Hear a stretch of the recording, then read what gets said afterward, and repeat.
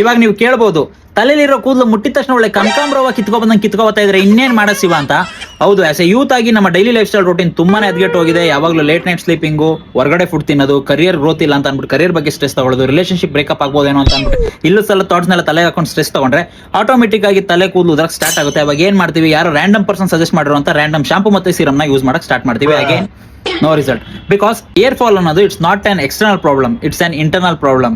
Hormones, stress, genetics, gut, lifestyle ಇನ್ನು ಮುಂತಾದ ಕಾರಣಗಳಿಂದ ನಮ್ ಕೂದಲು ಉದರಕ್ಕೆ ಸ್ಟಾರ್ಟ್ ಆಗುತ್ತೆ.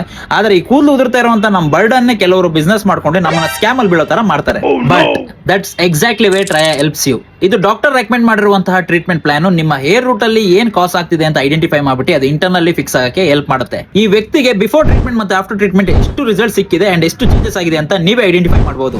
And trust me, 12 lakh plus customers ಈ ಟ್ರಯಾನ ಯೂಸ್ ಮಾಡಿದ್ದಾರೆ. 93% ಆಫ್ ಪೀಪಲ್ ಗೆ ರಿಸಲ್ಟ್ ಸಿಕ್ಕಿದೆ.